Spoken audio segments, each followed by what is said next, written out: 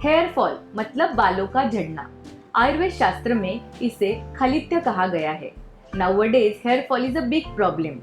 दिन में 50 से 100 बालों का गिरना, जैसे कि नहाते वक्त, कंघी करते वक्त, सुबह उठते ही बेड पे जो दिखता है वो नॉर्मल होता है। इससे ज्यादा अगर बाल गिरते नजर आए तो ये चिंता का विषय हो सकता है। इस हेयर फॉल के बारे में डिटेल इंफॉर्मेशन के वीडियो हम 2 पार्ट्स में बनाने वाले हैं। First part will contain what is the normal hair growth cycle, then hair fall according to Ayurveda, then what are the causative factors for hair fall, and in the second part what are the dietary and lifestyle changes, आहार विहार में क्या क्या changes करनी चाहिए, पंचकर्म या फिर medicinal treatment कौन कौन सी लेनी चाहिए, एक्सरसाइज कौन कौन सा करना चाहिए, इसके बारे में डिटेल इंफॉर्मेशन हम देने वाले हैं।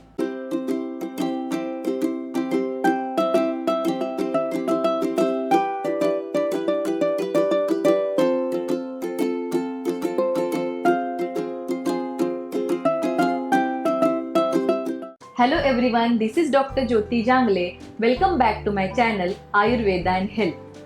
अगर हम नॉर्मल हेयर का स्ट्रक्चर देखें तो उसमें hair shaft, hair follicle, hair bulb and dermal papilla ये पार्ट्स होते हैं। जो डर्मल पैपिला होता है वहाँ पे ब्लड वेसल्स होते हैं जो बालों को न्यूट्रिशन का काम करते हैं। अभी हम नॉर्मल हेयर ग्रोथ साइकिल देखेंगे जिसमें anagen phase, catagen phase and telogen phase ये फेजेस होती है। एनाजेन फेज ये ग्रोथ फेज होती है, इसमें बाल बढ़ते हैं। ये फेज नॉर्मली 2 से 8 सालों तक रहती है, लेकिन हर व्यक्ति में ये फेज अलग अलग हो सकती है। किसी व्यक्ति में 2 से 4 साल, किसी में 2 से 6 साल, तो किसी में 2 से 8 साल। उसके बाद आती है कैटाजेन फेज। इसे ट्रांजिशन फेज कहते हैं, फ्रॉम एनाजेन टू कैटाजेन। इसमें बाल बढ़ते नहीं है, ये फेज 2 हफ्तों तक होती है। तो सबसे लास्ट आती है टीलोजेन फेज। इसमें डिसलॉजमेंट ऑफ हेयर होता है और हेयर फॉल नजर आता है। This is also called as resting phase. This phase is for 2 to 4 months। This is all about normal hair growth cycle. इसी वजह से हमें रोज थोड़े थोड़े बाल गिरते नजर आते हैं। इसे अच्छे से समझने के लिए मैं आपको एक उदाहरण देती हूँ। पतझड़ के मौसम में पेड़ से सारे के सारे पत्ते झड़ जाते हैं, फिर उसके बाद उस जगह पे कुछ दिनों के बाद नए पत्ते आ जाते हैं। यही सेम प्रोसेस अपने बालों में होती है, बस फर्क इतना होता है कि हमारे बाल सारे के सारे एक साथ नहीं झड़ते। हर एक बाल अपनी एनाजेन, कैटाजेन एंड टीलोजेन ये फेज पूरी करके उसका वक्त आने पर गिर जाते हैं। According to Ayurveda, as you all know, शरीर दोष, धातु और मल इन तीनों से बनता है।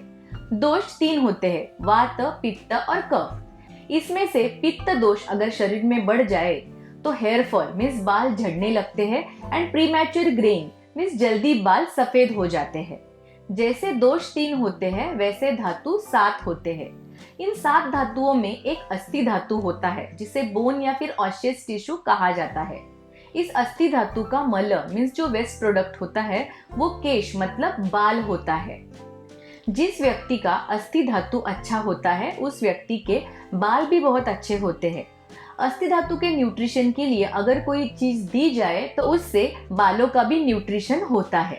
हेयर फॉल किन कारणों से होता है अभी हम वो डिटेल में देखेंगे। Causative factors for hair fall. प्रकृति के बारे में डिटेल वीडियो की सीरीज हमने बनाई हुई है। कोई व्यक्ति पित्त प्रकृति की है तो उस व्यक्ति में हेयर फॉल की टेंडेंसी देखी जाती है। ऋतु के अनुसार भी हेयर फॉल देखा जाता है। शरद ऋतु मतलब अक्टूबर हीट का महीना, इस महीने में शरीर में पित्त बढ़ा हुआ होता है, इसलिए बहुत से लोगों में इस महीने में हेयर फॉल देखा जाता है। आयुर्वेद शास्त्र में आयुष्य की अलग अलग अवस्थाएं बताई गई है, जैसे कि बाल्यावस्था जिसमें कफ की अधिकता होती है, उसके बाद होती है युवा अवस्था जिसमें पित्त की अधिकता होती है, और आखिर में आती है वार्धक्य अवस्था जिसमें वात की अधिकता होती है। तो युवा अवस्था में पित्त की अधिकता के कारण हेयर फॉल देखा जाता है। कभी कभी वार्धक्य अवस्था में वात की अधिकता से भी हेयर फॉल देखा जाता है। पित्तवर्धक आहार विहार से हेयर फॉल देखा जाता है। पित्तवर्धक आहार मीन्स पित्त बढ़ाने वाला आहार। जैसे कि खारा, खट्टा, अचार, पापड़, पैकेज्ड, फर्मेंटेड, इन सारी चीजों के सेवन से पित्त बढ़ता है और हेयर फॉल देखा जाता है। अति मद्यपान की आदत जिनको है उनमें भी हेयर फॉल की तकलीफ देखी जाती है। आहार में नमक की अधिक मात्रा हो तो भी हेयर फॉल की तकलीफ होती है। कुछ लोगों को ऊपर से नमक लेने की आदत होती है। विरुद्ध आहार, इनकम्पैटिबल फूड कॉम्बिनेशन, अध्यशन मतलब ओवर ईटिंग, इससे इनडाइजेशन होता है और आगे जाके हेयर फॉल की तकलीफ देखी जाती है। इर्रेगुलर मील टाइम, वक्त पे खाना नहीं खाना, ये भी एक रीजन देखा जाता है। अनहेल्दी लाइफस्टाइल, रात में देर से सोना, एक्सेसिव ट्रैवलिंग, तेज हवाओं में या फिर डस्ट में घूमना, कैप पहने बगैर या फिर सिर कपड़े से बांधे बगैर हेलमेट का इस्तेमाल करना, लाइफस्टाइल में की गई हुई इन गलतियों से भी हेयर फॉल की तकलीफ होती है।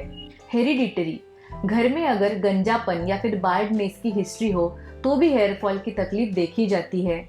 Mental and physical stress, nutritional deficiency, समझो अस्थि धातु का पोषण अच्छे से नहीं हुआ तो उस वजह से बालों का पोषण भी अच्छे से नहीं होता। हार्मोनल इम्बैलेंस मीन्स थायराइड से होने वाली बीमारियां या फिर पीसीओडी, हीमोग्लोबिन की कमी मीन्स एनीमिया, इस वजह से भी हेयर फॉल देखा जाता है। आजकल ओबेसिटी के पेशेंट ज्यादा दिखते हैं तो वेट कम करने के लिए अलग अलग डाइट प्लान किए जाते हैं।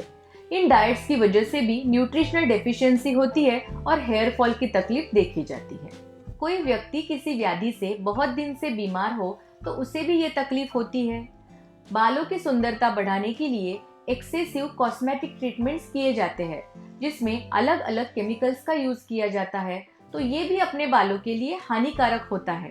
पोस्ट प्रेगनेंसी, प्रेगनेंसी के बाद किस तरह का आहार करना चाहिए, किस तरह का विहार लेना चाहिए, इसके बारे में डिटेल वर्णन आयुर्वेद शास्त्र में मिलता है जिसे सूतिका परिचर्या कहा जाता है।